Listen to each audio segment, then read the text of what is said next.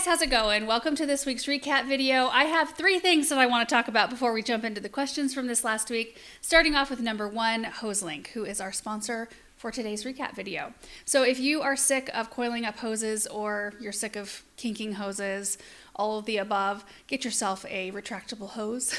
Treat yourself. Honestly, it's a huge, huge time saver and pain in the neck saver in the garden. They have 82-foot and 50-foot lengths and a bunch of other accessories depending on how you want to mount it and all that kind of stuff. So anyway, we are like... And we've been really happy with longevity. Yeah, we are happy with longevity. I think our oldest one is, 6-7 years old? Yeah, a long time.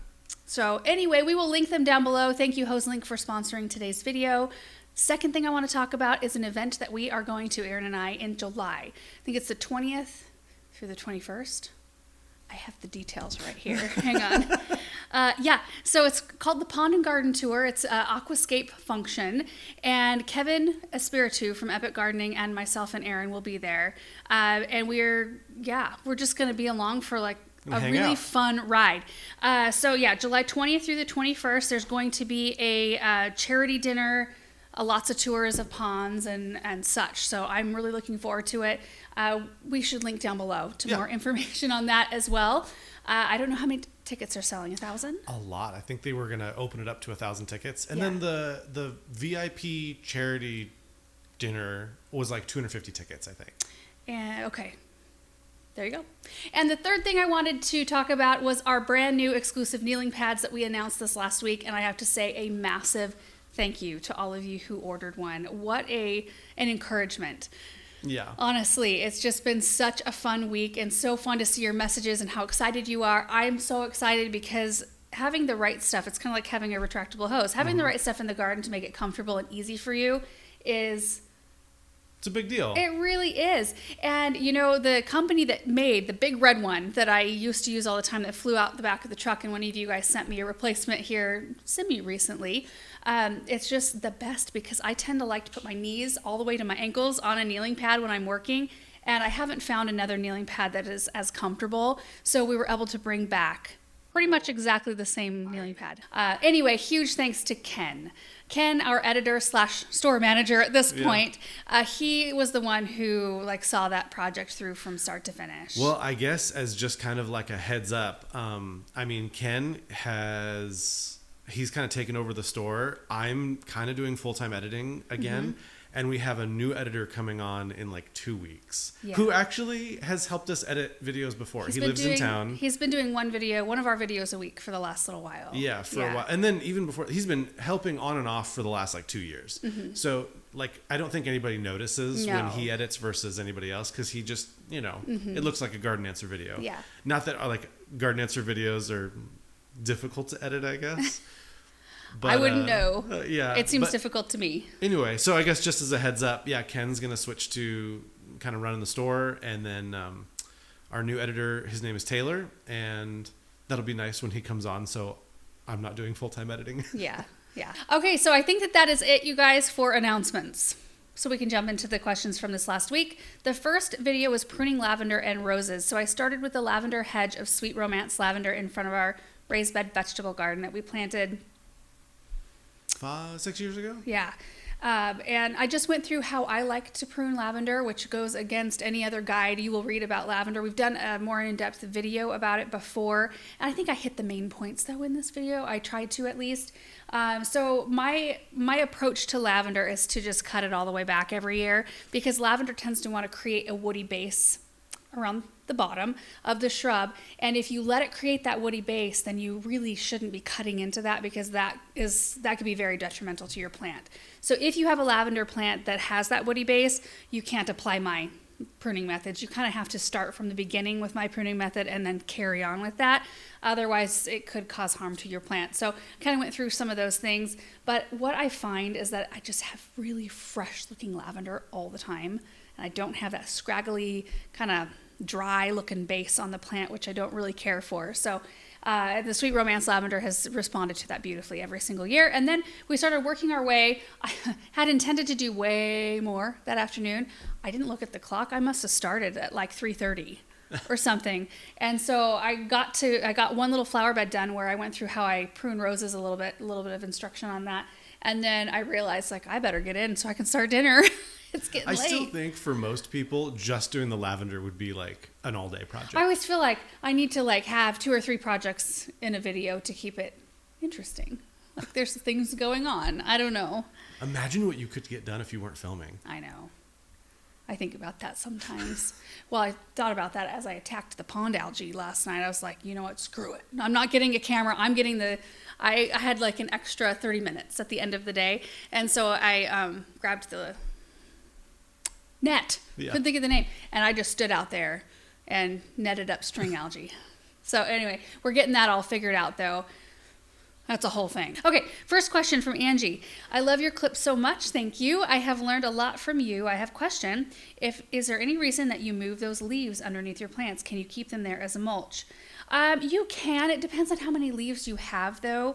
Especially around roses, I would move the leaves because that's where a lot of disease and insects can harbor over. They can winter over in that debris.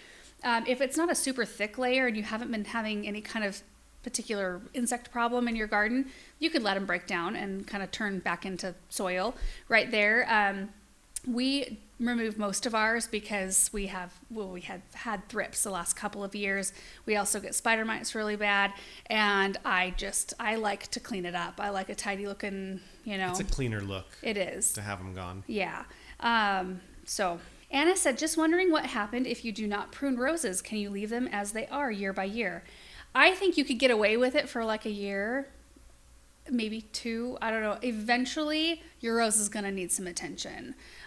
Roses perform the best when they are thinned out, when they have a lot of airflow, the ability to have a lot of airflow throughout the canopy of the plant, and also a lot of light. You'll see more production. It depends on the type of rose, though, and I feel like I kind of forget to caveat that. But like if you have a landscape or shrub type rose, those oftentimes you don't have to prune them.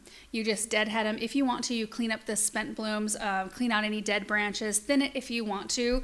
But most of those are kind of set it and forget it. And those are things like the lemon zest rose that we have, the Oh So Easy Italian Ice, paprika. Probably the whole Oh So Easy series. Yeah, you can just set those and forget them. Little maintenance here and there. I tend to like to clean ours out because it just keeps them a little bit more growth size check and keeps them really fresh looking. But we've got some old established roses, which I will show you in video. That great big pink one by the blue spruce up front. It's massive, and I don't ever cut it back very far. I end up cutting it back like, maybe like my elbow length instead of right at my knee level. Anyway, I feel like it just sets the plant up for more success if you do clean it up. I was going to caveat, if it's a hybrid tea grandiflora floribunda. Blake said, any suggestions growing lavender from seed? I've grown lavender from seed like twice. It's a little bit hard to get it going for me. I don't know. I haven't really played around with it a lot. I would probably do cuttings instead, personally, and you could probably find lots of videos on that. We should probably put one together at some point. Just Anonymous said, my favorite plant is lavender. That's an amazing plant. I just love them too. Is there a difference between cleaning up your garden in the spring as opposed to fall? And if so, what are the pros and cons? I did not a whole video. It was at the beginning of a video, right? Where I talked through the pros and cons. I wrote out the list. Yeah. Like pros and cons of cleaning up in the fall versus the spring. Some people you talk to are very like rigid about when you should clean out your garden. I am not. I feel like in order for a garden to be pleasant, you need to let it fit the natural rhythm of your life. So if that means you need to clean out in the fall, do it in the fall. That's what I always used to do for years because I worked at a garden center, and in the spring we were so busy I had no time, and when I did have time I was so tired. I didn't want to have to do all my my cleanup in the spring. So now we kind of do both. We do a little in the fall, a little in the spring. We have done more, I think, this year than we did last year because of our thrip issue. We're trying to eliminate anything that they could overwinter in. So there's that comes into it. But we will link that video down below if you want to kind of follow along my list of pros and cons that might be helpful to you. Zormier said, why can you cut the leader in so many plants and bushes and continue to get growth, but if you cut the main leader on a tree, it stops growing up and only spreads out? You've done a little more reading on that than I have. Well, it's just the growth habit of the different plants. Like a rose is not you don't want a columnar rose necessarily, unless it's a climber. Sure. But I mean, if it's a climber and you keep cutting the leader, yeah, it's going to go Out. it's going to climb out. So it's the same thing. But with trees, you definitely want a strong central leader, because who wants a tree that grows sideways? Unless you're trying to do, Some do though. Like you can force it. If you're trying to grow Yeah. a tree, like, what's that called? espalier. Espalier. You can force trees to grow in odd shapes if you cut the leader, and they'll grow out. I want to say that not all trees have a dominant central leader, though. Some of them, like if you look at a locust tree, for example, could you pinpoint the leader in our locust trees? No, but I think if you cut the branches that are headed upward, it will probably signal to the tree to grow outward. Yeah, Don't you think? largely. P. Hammond said, I love watching you clean up. It's so satisfying. What do you do with the debris you dump on the dirt lands? Burn it? Yeah. Or it goes away. Yeah, Chad takes it away, Yeah, Chad or we picked burn it it. up this last time, and he Yeah. just, because he's got that big dump truck. Yeah. Yeah, I've been thinking about that. I really want to try to make the compost pile this year. I don't know if it's going to happen. It's going to be compost bins. The problem is we have too much. What we need is, like, if we need extra dirt, we just need Chad to come, like, take the dirt from our own land, like putting these berms out here. We just need him to come and get the dirt from here and have a big hole in the ground somewhere, and then just put all of our debris in that hole. When we were at Gardner's Supply in Vermont, they had like a field. Remember their huge compost piles? Yeah. And they would like move huge piles around. You have to have massive machinery. I've Yeah. watched some YouTube videos, what kind of machinery it takes. Uh-huh. You have to have, like, an operation. Yeah, that's what we need. I mean, like, maybe millions of dollars worth of equipment to make it work. And I don't think, Yeah. I don't think we can do that. Never mind. Patty said, what type of lavender do you have planted? That's Sweet Romance. You said that you'd like a compact variety, which it is. It grows like 12 to 18 inches tall and wide. I think ours might be a little bit bigger than that at times, because it really likes where it's at. It gets tons of heat, tons of sun, and we get to individually water. That lavender is in a zone all by itself. So it gets water just when it needs it, which is just ideal. Holly said, what variety is the thyme that was kind of reddish and shined? I think that's orange thyme. I think I planted it in a video. I'm going to try to find it really quick. Last fall, I had a handful of ground cover type things. I had chamomile. How do you pronounce chamomile? I heard Kevin pronounce it the other day. Oh, we said it differently? He said chamomile or chamomile. Oh, really? Two different ways. As chamomile, Chamomile. or chamomile. Chamomile or chamomile. Maybe Kevin was making a joke. I was like, what? Have I been saying it wrong this whole time? I'm so literal. Anyway. Okay. And I had that. I had some different types of creeping things, thyme plants. Maybe the orange thyme ended out in the south garden. Let me look. So again, this is a nutmeg. Oh, yeah. It's the nutmeg creeping thyme.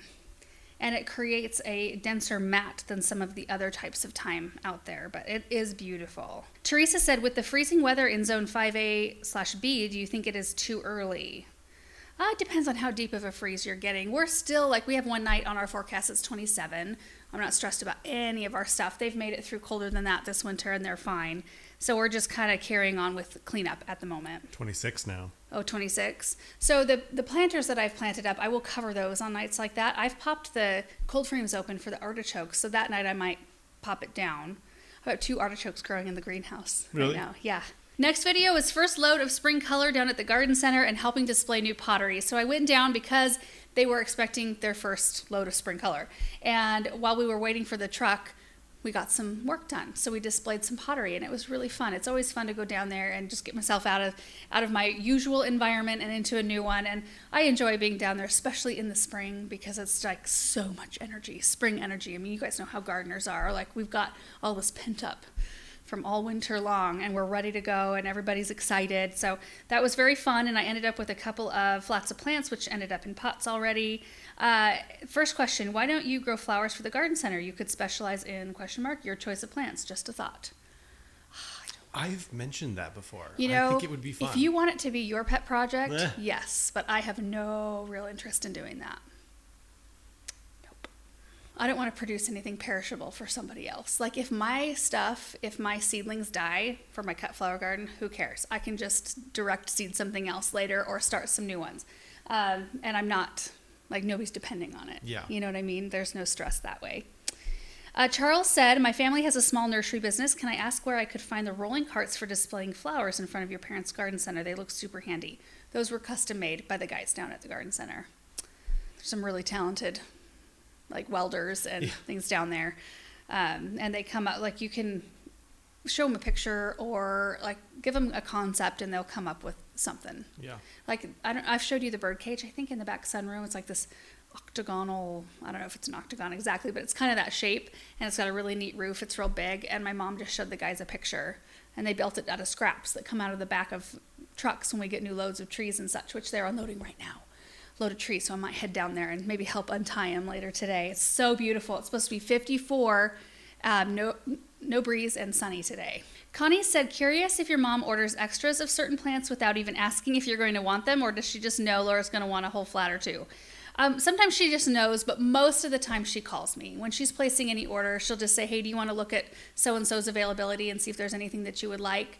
And for this spring load, there wasn't anything specific. I took 2 flats of things, and my mom was like, no, please, because she's now bringing in orders probably on a weekly basis at this point. So even if I were to take like 10 flats, it wouldn't even matter because they're bringing stuff in so quickly. In fact, a second load has already arrived. I went down there for that, and maybe was that up already? Maybe that's up tomorrow. Did you do it yesterday? No, it's up Friday.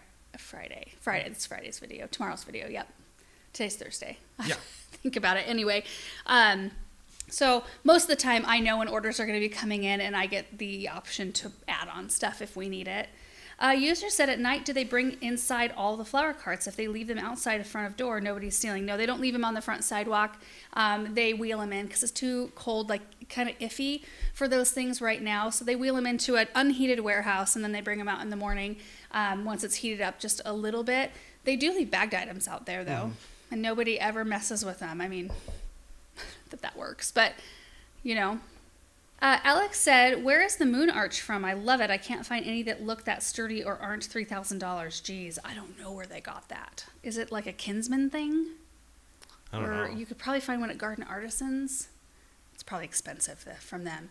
I think Gardener Supply had something similar to that too. It's so funny when you look at prices for things that you want online sometimes, and then you find out that either like the shipping is twice what it, the item costs, or sometimes just the item cost is.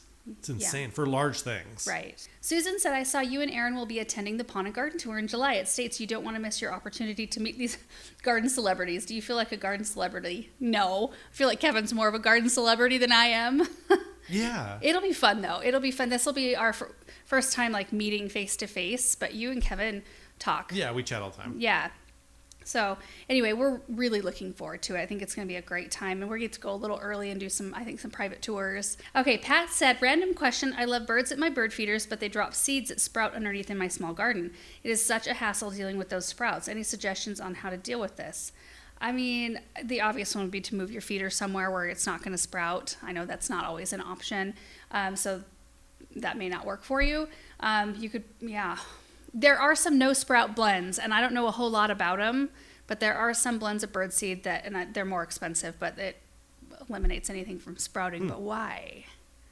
Yeah. Because we've sold it down at the garden center before, but I didn't really at the time hone in on that. GMOs. No, it's not GMOs. Don't even say that word.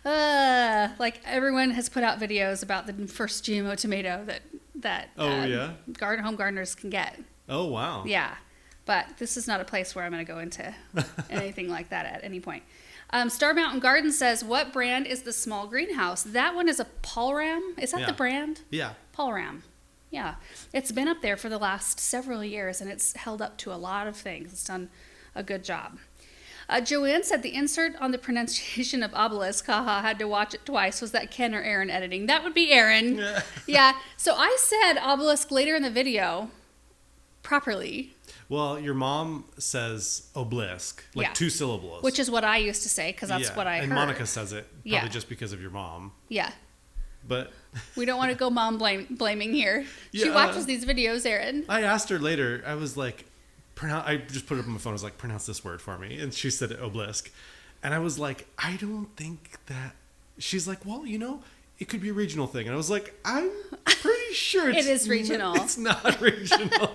I was like, I think obelisks have been around for like thousands of years, and they've always been pronounced the same way. Moving on. Although I guess English hasn't been around for that long. I don't know. Lori said, isn't it too early? It's only February. Beautiful flowers. Well, not for some of us. I suppose if you didn't want to risk it and you didn't want to have to cover plants, then it would be too early. And that's why I don't plant all of our containers up for spring, because like last night I covered the 6 that I have planted up, and they're all in the same location. So it's very easy to do that for me. But if I don't plant my stuff early enough, then I don't really, there's some years I don't do any spring planters, or none to speak of, because it's too short of a time, because we want to swap them out in May. So if I waited until there was no risk, we'd be planting in mid-April, and we get to enjoy them for like 3 weeks before we pulled them out. So yeah, I don't know. We're pretty blessed to have a long spring, though. Yeah. We do have a long spring. I think a lot of other places stay colder until it kind of just goes from like cold to summer. Mm-hmm. And we've had that here too. Remember, it was like 3 years ago maybe. We had, I think, like all of June was in triple digits, and we were just like, and then it was all the way through August was triple digits too. Oh yeah. It was a really hard, and then last year was super mild, really wet. Last couple years have been wet. The hottest part of the summer was when the whole crew was here putting in the pond. Yeah. Like that was our week of 100+ temperature right there. Yeah. Well, this year is shaping up really well too. I saw somebody posted, we get our water through reservoirs. Like it rains in the mountains, collects in reservoirs, and then, we pump it around. But they're all like really good. The percentages. In fact, some of a lot of reservoirs, I know, like even in California, they're like pumping water out because they're already full. That's great. Okay, next video is first spring containers and more flower bed clean out. We planted the 2 pots in front of our raised bed vegetable garden by the hedge of lavender, and then the one right inside the vegetable garden because we had some leftover daffodils. And the kids helped me with that. It was kind of a cluster the whole time. You edited that video, right? And you were like, Benjamin kept standing in front of the camera. And I kept telling Benjamin, like, hey, could you scoot? Because you're standing in front of the camera again. You got to be mindful because I am working. And it was, I don't know if I edited it out or not, but you could tell that he was trying to show off for the camera. He was showing off for you guys, yeah. Yeah. With the whatever he had. I don't know. It was those go to his archery thing. We have like a dart board thing that has those 2 legs. But he was trying to put them together and fight with them. Yeah. Anything's a weapon to a 6-year-old. Yes, so especially to him. He is like, weaponry is his favorite thing. He'll take any stick or anything. Any long object is like, that's a sword. And he does battles. I put a puzzle out for the first time since having Benjamin. I love to do puzzles in the wintertime, and I thought, this is my year. Samantha, I can tell her to not mess with it, and she will mind. Kind of. And then Benjamin, he's far past that. So I finally made it past the point to where, I don't have to keep all the little things, under wraps. Anyway, put the puzzle out. And then Benjamin, one day, had all my pieces, which I had all organized.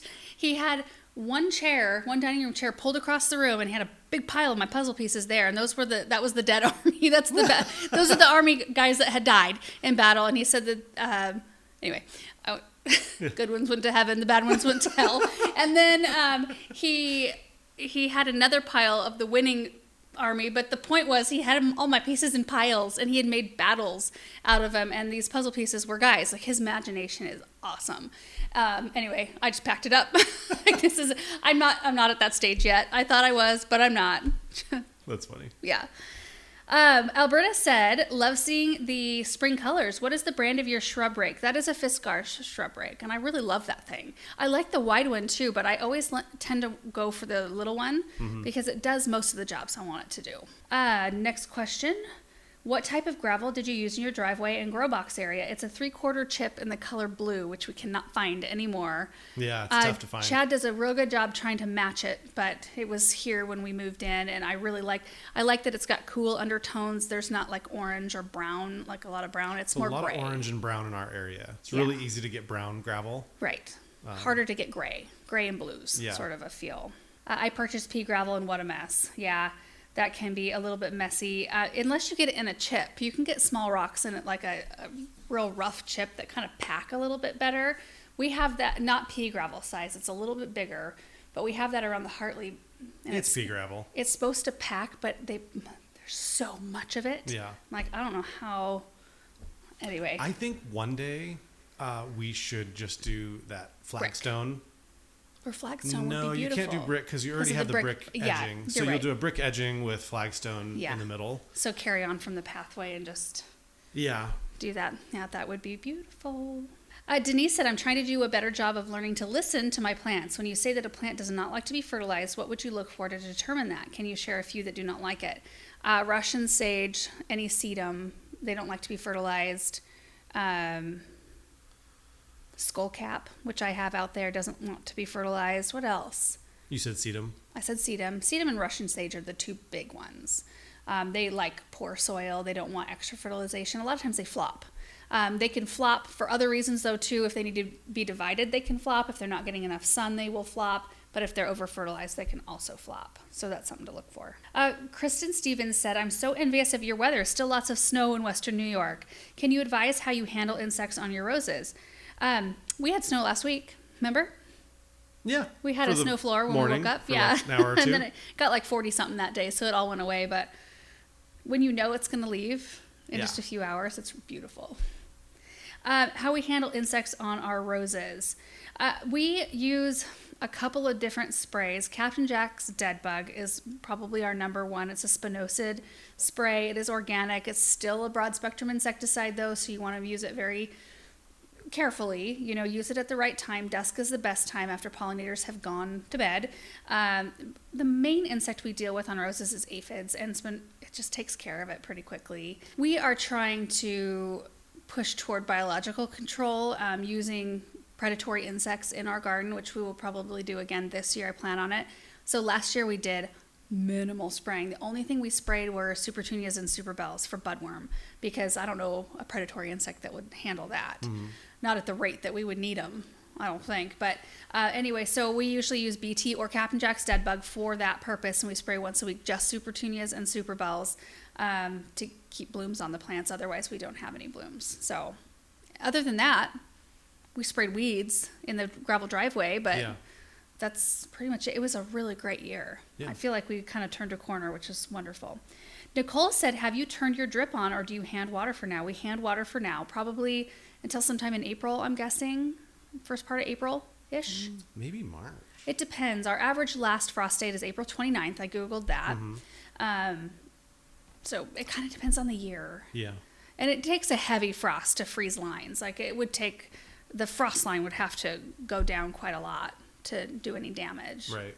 But still, you kind of want to be mindful of it. Garden Fun with Polly said, question on the butterfly bushes. Do you prune the dwarf varieties back like you did with yours? Yes. All of our buddleias get pruned back, and I'll do more of that.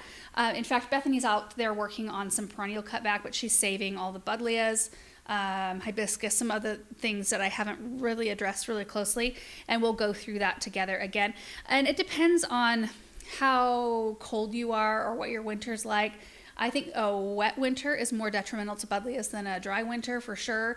But a lot of times ours suffer dieback, like way back down on the branch, and they grow back so fast, like to their mature size in one season. Like I'll cut a Miss Violet like I did over here down, like to this big, and it'll grow 5 feet in a year with beautiful blooms. How high should you plant a buddleia? Those you want to plant high. Oh, really? Sass. What other one would you plant high, like for reals? Like buddleia, Caryopteris maybe, sedum possibly. Anything to facilitate, any plant that doesn't want a lot of water, you facilitate a little bit of runoff instead of pooling around the base. Yeah. Yeah. Becky said it's very hard to determine the size of things in videos. How large are the pots you are planting, and what size are the plants going in? 4-inch, 6-inch quart. They're primarily 4-inch plants that I was putting in. The daffs and the ranunculus come in a little bit bigger of a can, but it's not like bigger width-wise, it's bigger height-wise usually. And then I don't know how big those pots are, maybe like an 18-inch, 20-inch diameter. That's a rough guess right there. It's interesting to me how non-standard all of the planting or the pot sizes are in the Yeah. gardening industry. But I suppose you kind of figure out what plants can handle the smaller ones, because you want your cost involved to be as low as possible. So if they are good on the shelf, if they can stay on the nursery table for X amount of weeks and still look good in that 4-inch square container, you can fit 18 or 12 or whatever size of flat you're using. You can fit a lot more. But there are some plants that just need the height. They need like a deeper reservoir. And so they probably, again, have done so many tests to see how small of a container they can get away with, keeping them looking the best for shelf life. Buffy said, I may have missed it, but what is the wonderful acoustic is what I was going to say, acoustic music used when you were pruning the roses? I don't know. I could try to find the name. I'll put the name of the song. You better set a reminder for yourself, here. because I say that all the time. I'll be editing this video. Okay. So. Okay, next video was planting Rudbeckia and Echinopsis seeds and potting up geranium seedlings. That was a super windy, blustery, kind of chilly day, and it was perfect, though, because I wanted to get some of our Rudbeckia going, Echinopsis, which I think everything is up. Well, all of the Echinopsis are up. And I noticed somebody commented and said that they need stratification. Ours didn't. They're doing great. Rudbeckia, I think I'm starting to see a little bit of color on those already, but we also potted up 151 of our geranium seedlings in there, and I've since done quite a number more as we get more 4-inch containers, used ones from our annual plants. I'm going to use those for the geranium pot-up. Weedy Gardner said, great video. Do you use grow lights or standard LED lights to germinate your seedlings? They are high efficiency, high output LED grow lights. They're from Gardener's Supply, and I love them. You don't have to raise and lower them, and we get nice stocky seedlings and nothing leggy, which is wonderful, without having to raise and lower. Phoenix Wars said, I love that Laura still gets excited to see seedlings pop up. Is there anything more exciting? It just is the most, especially this time of year, it's the most thrilling thing to see that little haze of green. Like all the Snapdragon flats, they just look, I can see tons of green on them. Lysianthus green, Echinacea green, so fun. Question, does the Espoma Grow fertilizer stink really bad, like as bad as fish fertilizer? Not at all. It almost kind of has, it's not like you want to stick your nose in it, but it's got like a minty smell to it. And I don't smell it. After I fertilize, it's gone. It doesn't stay in the air. Dee said, what pen do you use to write on plant tags? It's a garden marker is what it's called. I don't know what the brand is, but parents have them down at the garden center. They are kind of like a Sharpie, but they last a little bit longer than a Sharpie. They're still not there's no real great solution unless you get like an engraved tag. They will wear out in a season. Cindy Joe said, can you talk about cold stratification? Do you think it really needs to be done? I'm not sure which seeds, if any, really need it. It will say on the seed packet if they need stratification.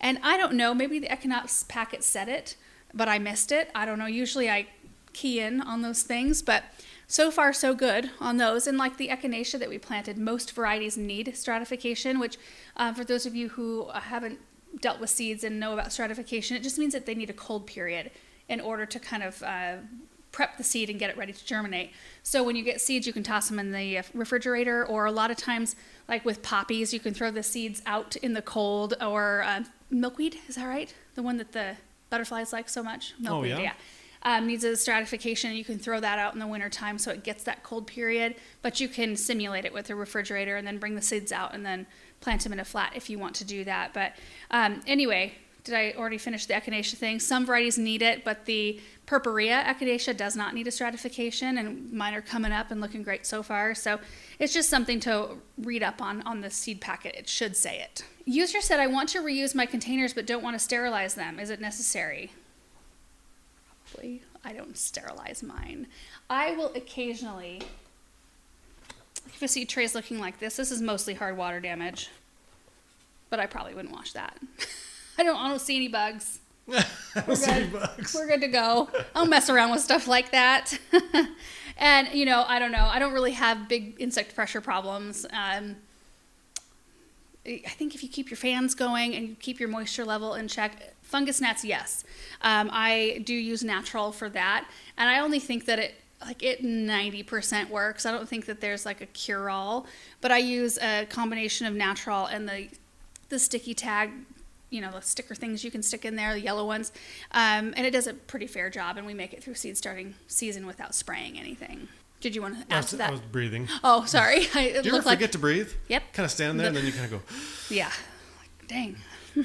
Tracy said, my lazy side says to just start seeds in the bigger pot instead of bumping up as a time saver. How bad would that really be? Why or why not? I totally understand that. And that would be really nice. It would save some time. But I think it's a difference in what soil you're wanting to use at each stage. When I'm starting my seeds, I want to use a seed starting mix because it's loftier. The roots have a much easier time establishing and growing because they're not pushing through anything heavy or anything chunky. It's just a really good blend. And I feel like it's a really good, like it doesn't hold on to too much moisture. It's a really good blend. And then when you pot them up, I use the organic potting mix, just like the standard mix, which is a little heavier, holds on to more moisture. There's a lot more nutrients in it to feed the plant. And yeah, so I just feel like soil type is basically the difference there. Not to say that you couldn't start them in regular soil. There's a lot of things you can just direct seed right out in the ground and they grow great. I mean, it might be worth experimenting with for sure. Dawn said, thank you for the video. Trying the bullseye this year. They are awesome. I just love them. You started those around January 25th, so almost a month before they needed to be potted up. Do you add a fertilizer to the potting soil or the liquid fertilizer to the plants? Thanks. So I did start them in January, and usually if you start them sometime in January, you'll have blooms by the end of May, beginning of June. So it kind of just depends on when you want your bloom time to start, and the earlier the better because we want to get as much, season out of these plants as possible with color. With the ones I started in November, I can't remember how many, 10 or 11 of the Maverick White variety. Those are in the Hartley, and they are big, beautiful plants right now. When I potted those up from their seed tray, I mixed flower tone into the soil just to experiment with that. So far, they've responded really well. They look really good. I haven't noticed, I've been watching leaves to see if there was any stress signs on the leaves, any yellowing or any like weird burn spots on the tips, and I haven't seen that. So I'm encouraged, but the ones in here, I did not mix flower tone in. I just am going to fertilize those traditionally with the Liquid Grow, which right now we're going to do every 2 weeks. And then once it gets warmer and they're growing more rapidly, using more nutrients, I'll go up to once a week fertilizer on those. Still using the Grow. Vera said, the geraniums are beautiful. Do you have to spray them for budworms? Mine get wormy as soon as they start blooming. This last year is the first time I ever noticed a budworm on one of our geraniums. wow. So that might be one that we have to start spraying with BT. I do think that they are prone to getting budworms. Geraniums are.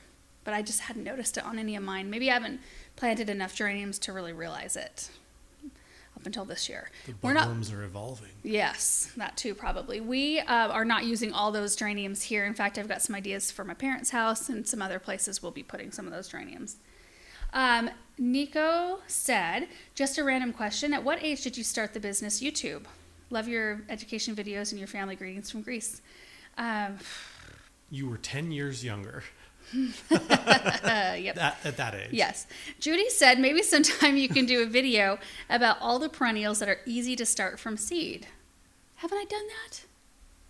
I don't know. That's a good idea for a video. Yeah. Let's see. Garden answer. Perennial. I'm searching it. From seed. 10 amazing perennials you can start from seed.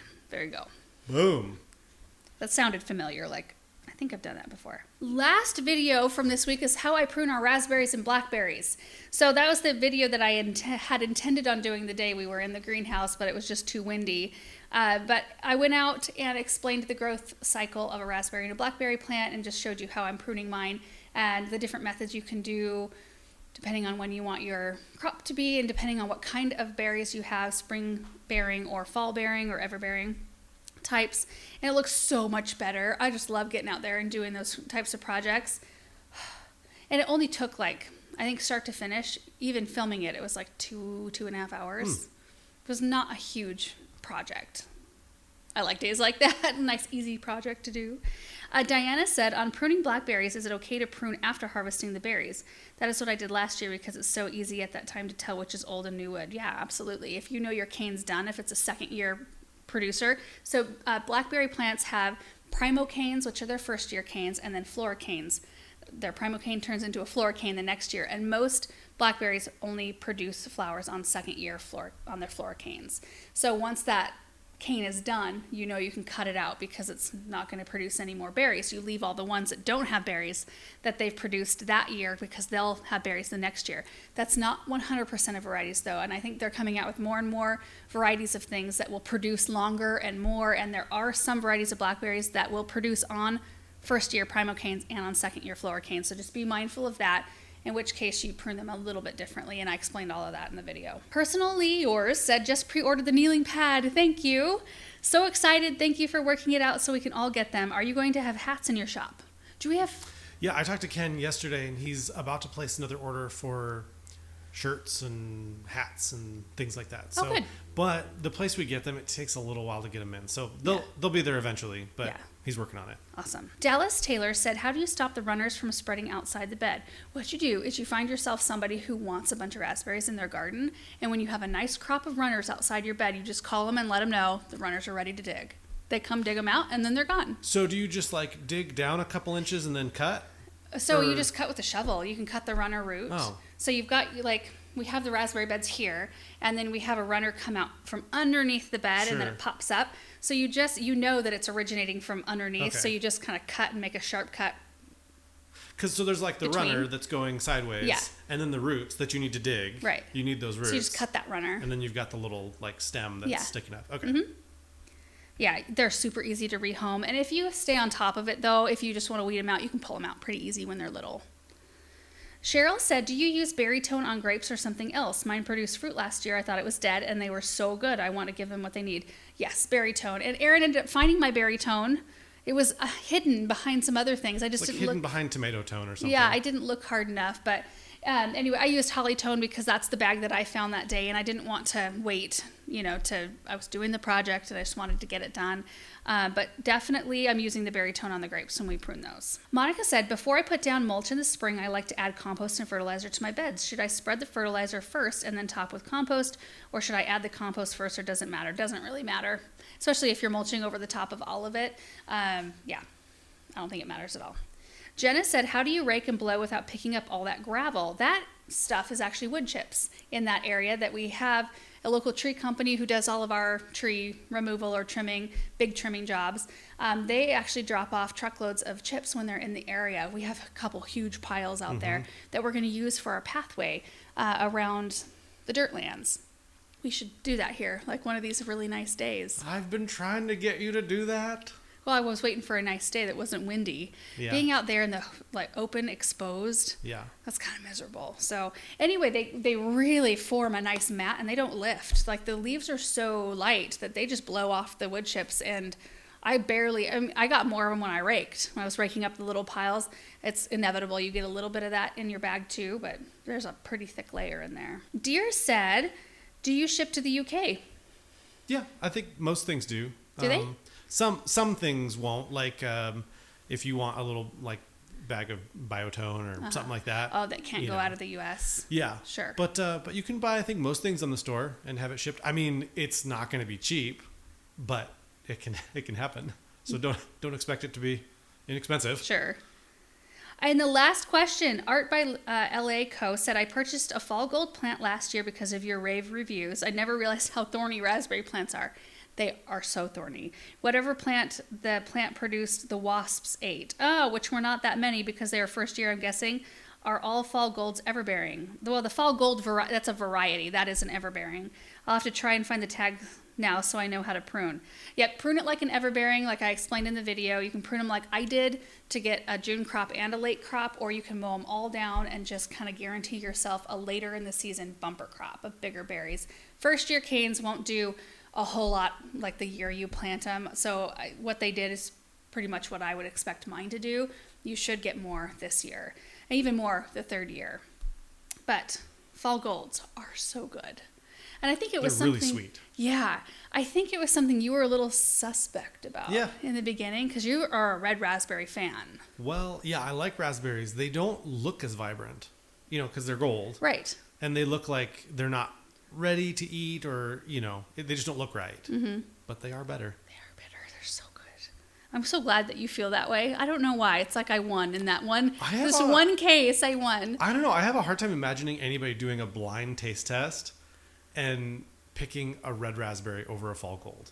Like you can. It's that's like the a thing different is- fruit almost.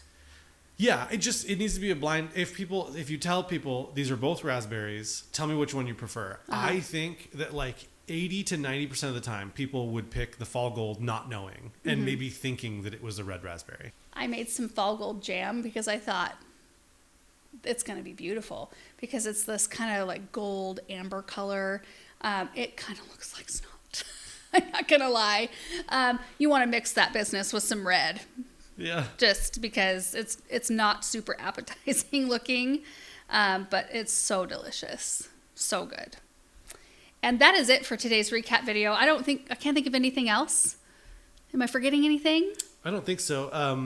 I noticed that I think one or two of the types of kneeling pad is already sold out for pre-order. We didn't order enough. We're ordering more. So Yeah, we'll get more in, and maybe we'll do some other designs. So we'll see. yeah, we got some fun ideas. We're mulling. We'll see. Anyway, thank you guys so much for watching. Thank you, Hoselink, for sponsoring today's video, and we will see you in the next one. Bye.